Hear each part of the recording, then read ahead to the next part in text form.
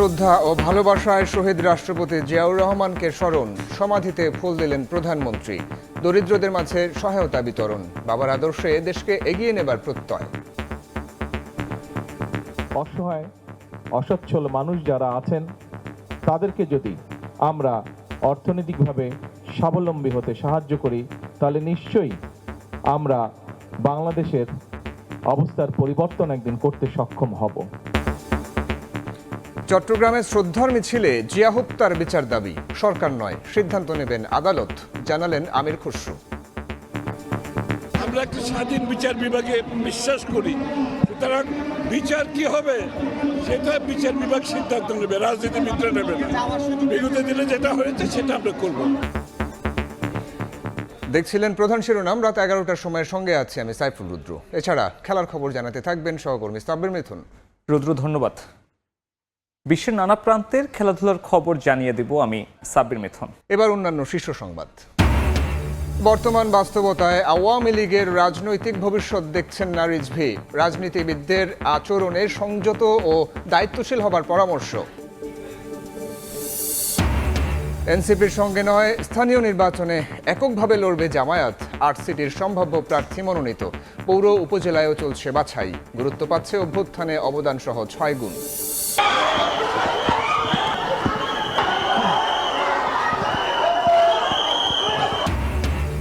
দিনে বেকারি ইস্যুতে এবার সাংবাদিকদের ওপর হামলা। পরিদর্শনে গিয়ে স্বাস্থ্যমন্ত্রীর ক্ষোভ। মায়েদের বক্তব্য নিতে 4 দিন পেছালো তদন্ত প্রতিবেদন।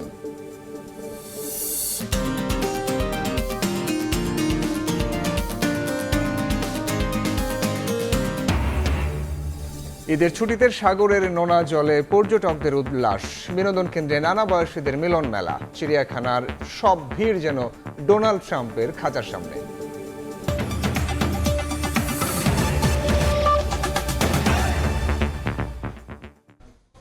শ্রদ্ধা আর ভালোবাসায় শহীদ রাষ্ট্রপতি জিয়াউর রহমানকে স্মরণ করলেন প্রধানমন্ত্রী তারেক রহমান। পরে বিএনপির পক্ষেও তার সমাধিতে শ্রদ্ধা জানানো হয়। শহীদ জিয়ার আদর্শে দেশকে এগিয়ে নিতে সবাইকে ঐক্যবদ্ধভাবে কাজ করার আহ্বান জানান দলের শীর্ষ নেতারা। ইমরুল হাসানের রিপোর্ট। শাহাদাত বার্ষিকীতে দলের প্রতিষ্ঠাতাকে স্মরণ করতে শেরেবাংলা নগরের ঢল নামে বিএনপি নেতাকর্মীদের। তাদের ভিড় ঠেলে শহীদ জিয়ার সমাধিস্থলে যান প্রধানমন্ত্রী তারেক রহমান। প্রথমে সরকার প্রধান হিসেবে শহীদ রাষ্ট্রপতির প্রতি ফুলেল শ্রদ্ধা জানান তিনি। পরে মন্ত্রিসভার সদস্য ও দলের সিনিয়র নেতাদের নিয়ে শ্রদ্ধা জানান বিএনপির চেয়ারম্যান। দোয়া করা হয় শহীদ জিয়া ও বেগম খালেদা জিয়ার আত্মার মাগফিরাত কামনায়।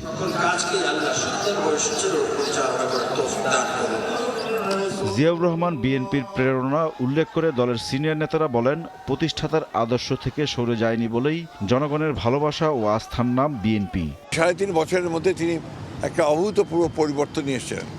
যে বাংলাদেশে কে বলা হতো বটমলেস বাস্কেট, সেই বাংলাদেশ একটা সমৃদ্ধির দেশে পরিণত হয়। তারই যোগ্য উত্তরাধিকারী তারেক রহমান আমাদের প্রধানমন্ত্রী, তার নেতৃত্বে আমরা আবার সেই বিপ্লবী কর্মসূচিগুলো শুরু করেছি। ছাত্রগণ অভ্যুত্থানের আকাঙ্ক্ষা অনুযায়ী, শহীদের প্রত্যাশা অনুযায়ী আমরা যাতে এই বাংলাদেশটা বিনির্মাণ করতে পারি, গণতন্ত্রের ভিত্তিকে আরও শক্তিশালী করতে পারি, সেই শক্তি আমরা এখান থেকে পাই।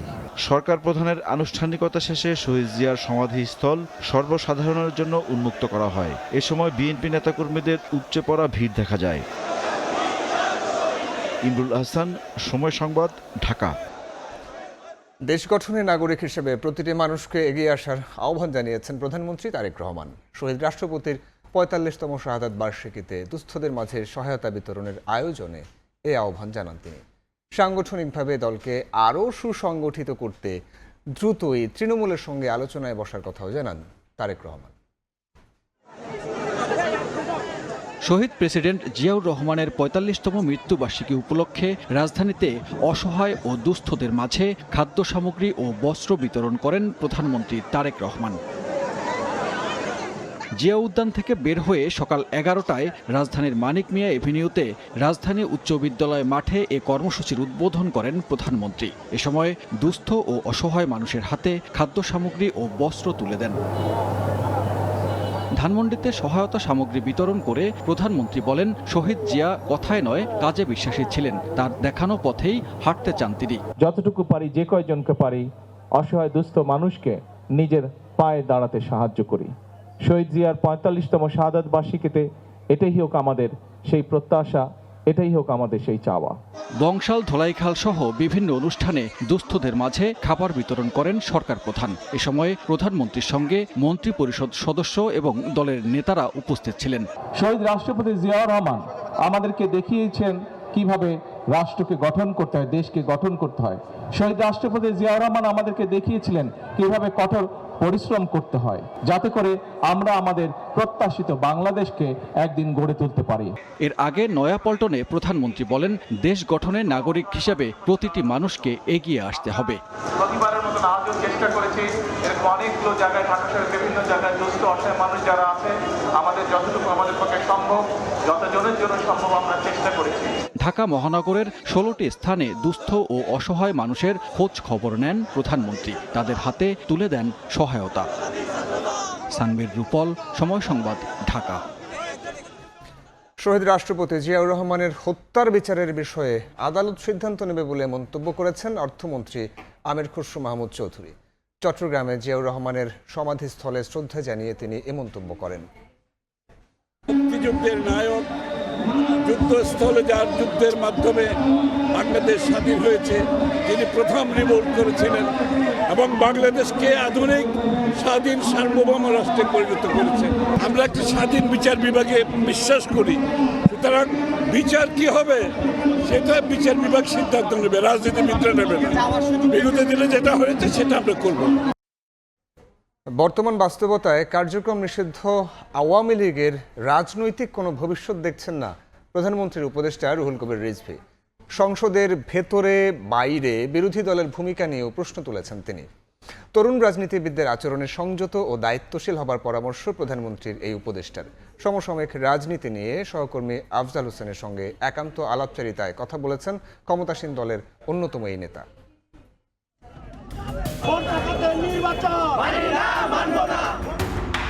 এই নির্বাচনকে বর্জন করতে হবে। 4 দশকেরও বেশি রাজনীতির ময়দানে হাঁটছেন রুহুল কবির রিজভী। শৈশবে কখনো হতে চেয়েছিলেন ট্রেনের গার্ড, কখনো বিজ্ঞানী, আবার কখনো কবি সাহিত্যিক। বন্ধুদের আগ্রহে হয়েছেন রাজনীতিবিদ। লম্বা এই ক্যারিয়ারে 18 বার জেল খেটেছেন তিনি। অগণিতবার তাকে সহ্য করতে হয়েছে রিমান্ডে নির্যাতন। নানাভাবে নির্যাতন করতো, মানুষকেই ধরে ঘন্টার পর ঘন্টা বসিয়ে রাখলো, করবে, ইন্টারোগেশন করবে, নিচে ফেলে রাখতো, কম্বল দিত, যে কম্বল ধুতোও না, তো ওইখানে পিঠ দিয়ে থাকতে হতো। একদিন 2 দিনেই পিঠের মধ্যে বিভিন্ন ধরনের ঘায়ে ভরে যেত আর কি। রিজভীর বেড়ে ওঠা সাফল্য, ব্যর্থতা সহ সমসাময়িক রাজনীতি নিয়ে তার সরকারি বাসভবনে সময় সংবাদের কথা হয় প্রধানমন্ত্রীর এই উপদেষ্টার সঙ্গে। আনন্দের একটা। রিজভী বলেন, তার রাজনৈতিক জীবনে পাওয়া না পাওয়া নিয়ে কোনো কষ্ট নেই। সাফল্যের দিকটাই বেশি, সবটাতেই আমাকে হতে হবে সেটা আমি কখনো ভাবিনি, সেটা আমি কখনো মনেও করি না। আমি যখন যেটা পেয়েছি আমি সেটাতেই সন্তুষ্ট থেকেছি, এবং এইটা নিয়ে মন খারাপ করা অথবা আরো 10 জনকে নিয়ে লবিং করা, গ্রুপিং করা, এই কাজ আমি কখনো করিনি। সংসদের ভেতরে ও বাইরে বিরোধী দল দায়িত্বশীল ভূমিকা রাখার কথা বললেও রাখছে না বলেও মনে করেন তিনি। কথাবার্তার অসঙ্গতি এবং উদ্ভট অসত্য অপপ্রচার, এটাতে মনে হয় যে ঘোলা পানিতে মাছ শিকার করার চেষ্টা করছেন তারা। তরুণদের মধ্যে যারা রাজনীতি করছেন তাদের আরও সংযত হওয়ার পরামর্শ দিয়েছেন প্রধানমন্ত্রীর এই উপদেষ্টা। তাদের বয়স অনুযায়ী বেশ পরিপক্ক কথাবার্তা তারা বলেন, কিন্তু অনেক সময় কখনো কখনো সীমানা অতিক্রম করে যায়। তো সেটা না করে বরং আরও বেশি তাদেরকে নিজেকে তৈরি করতে হবে এবং এমন একটা পরিস্থিতির মধ্যে নিয়ে আসতে হবে যাতে জাতির আস্থা, যেহেতু রাজনীতি করছে, আস্থাটা যেন তৈরি হয়। রিজভী মনে করেন, বর্তমান বাস্তবতায় কার্যক্রম নিষিদ্ধ আওয়ামী লীগের রাজনৈতিক কোনো ভবিষ্যৎ নেই। একেবারে ঠান্ডা মাথায় গুলি করে হত্যা করা, এবং কিভাবে করা হয়েছে তাদেরই লোকজন আজকে রাজসাক্ষী হয়ে অবলীলায় সেই কথাগুলো বলছেন। পৃথিবীতে ফ্যাসিস্টরা কিন্তু পুনরুজ্জীবন ঘটেনি, হয়তো অন্য ফর্মে, অন্য ইয়েতে, অন্য কথায় তাদের হয়তো কিছু কিছু ধিকি আসতে পারে, জ্বলতে পারে তাদের ইয়েটা, কিন্তু আবার সেই পূর্বের মতো একেবারে জ্বলে ওঠা, পূর্বের মতো একেবারে একই নিয়ে দম্ভ নিয়ে প্রত্যাবর্তন করার আমার মনে হয় কোনো সুযোগ নেই। জাতীয় স্বার্থে ফ্যাসিবাদ বিরোধী সব রাজনৈতিক দলকে ঐক্যবদ্ধ থাকার আহ্বান জানিয়েছেন ক্ষমতাসীন দল বিএনপির সিনিয়র যুগ্ম মহাসচিব ও প্রধানমন্ত্রীর রাজনৈতিক উপদেষ্টা রুহুল কবির রিজভী। কিশোর, তরুণ। আফজাল হোসেন, সময় সংবাদ, ঢাকা। জাতীয় নির্বাচনে এনসিপির সঙ্গে জোটবদ্ধ হয়ে অংশ নিলেও স্থানীয় সরকার নির্বাচনে এককভাবেই লড়বে জামায়াত। দলটির সেক্রেটারি জেনারেল মিয়া গোলাম পরোয়ার সময় সংবাদকে জানিয়েছেন, সিটি, পৌরসভা ও উপজেলা 3 পর্যায়ের প্রার্থী চূড়ান্ত করার প্রক্রিয়া শুরু হয়েছে। এরই মধ্যে 8টি সিটি কর্পোরেশনে প্রাথমিকভাবে সম্ভাব্য প্রার্থী মনোনীত করা হয়েছে। প্রার্থী বাছাইয়ে গুরুত্ব দেওয়া হচ্ছে জুলাই অভ্যুত্থানে অবদান সহ 6টি বিষয়। বিস্তারিত শফিক মুন্সির প্রতিবেদনে। জুলাই অভ্যুত্থানে বদলে যাওয়া বাংলাদেশের প্রথম জাতীয় নির্বাচনে 30% বেশি ভোট পায় বাংলাদেশ জামায়াত ইসলামী। জনরায়ের পর জাতীয় সংসদে এখন প্রধান বিরোধী দল জামায়াত। দাঁড়িপাল্লা প্রতীকের পক্ষের এই জোয়ার সামনে স্থানীয় সরকার নির্বাচনগুলোতেও কাজে লাগাতে চায় জামায়াত। তবে এবার দলীয় প্রতীকে হচ্ছে না স্থানীয় সরকার নির্বাচন। দিনক্ষণ চূড়ান্ত না হলেও গণতান্ত্রিক যাত্রাকে এগিয়ে নিতে ব্যস্ত দলটি। ইতোমধ্যে 8টি সিটি কর্পোরেশনে প্রাথমিকভাবে মনোনীত হয়েছে সম্ভাব্য প্রার্থী।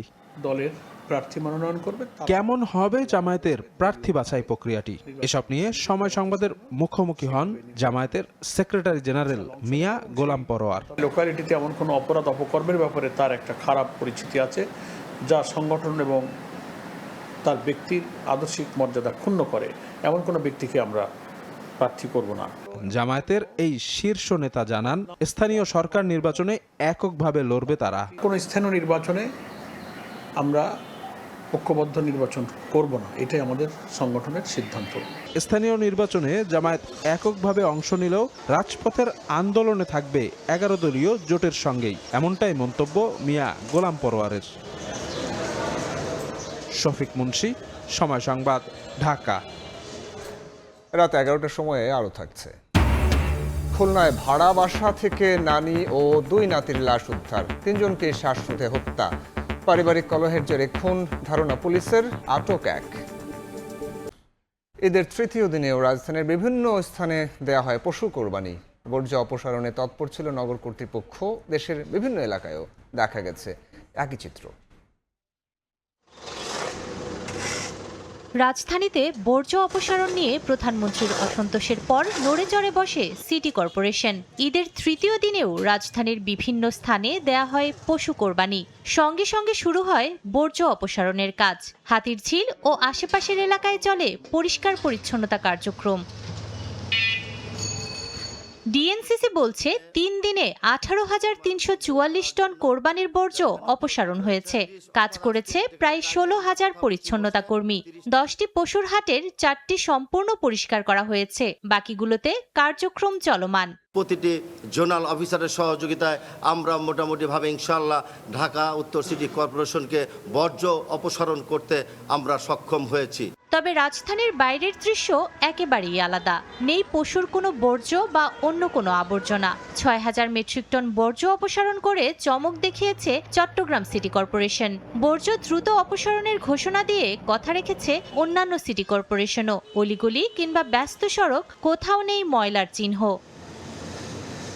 নূরে জান্নাত, সময় সংবাদ, ঢাকা। 6 নবজাতকের মৃত্যুর পর এবার সাংবাদিক পিটিয়ে আলোচনায় রাজধানীর আদ্দিন হাসপাতাল। আহত হন বেশ কয়েকজন গণমাধ্যম কর্মী। বিকেলে হাসপাতালের উপর তলায় বেকারির সন্ধান পাওয়ার ঘটনায় ক্ষোভ ছাড়েন স্বাস্থ্যমন্ত্রী। বলেন, বেকারি থেকে ক্ষতিকারক গ্যাস নির্গত হয়ে নবজাতকের মৃত্যু হয়েছে কিনা তা খতিয়ে দেখা হবে।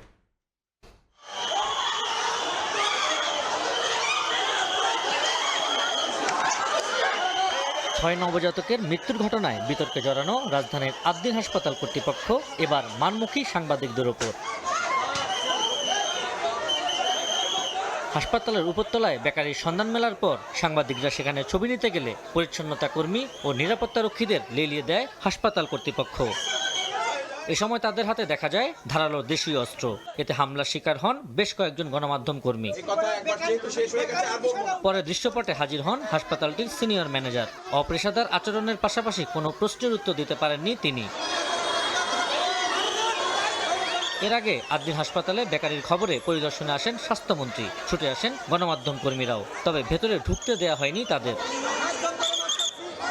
বের হয়ে মন্ত্রী জানান, বেকারি পুরোটাই চলছিল অনিয়মের মধ্য দিয়ে। জমাট পানিটা এবং রুটির কারখানাটা থেকে কোনো রকম পদার্থ মানে বেবিদের যেটা টলারেন্সের বাইরে হতে পারে এমন কোনো গ্যাস প্রবাহিত হচ্ছে কিনা, যেহেতু আমরা আইসিইউটা রুমের ভিতরে একটা গন্ধ পাচ্ছি, এটা আমরা নিরীক্ষা করে 2 দিনের ভিতর দেখে আমরা এনিওয়ে 3rd ডেতে আমরা প্রতিবেদন দেব।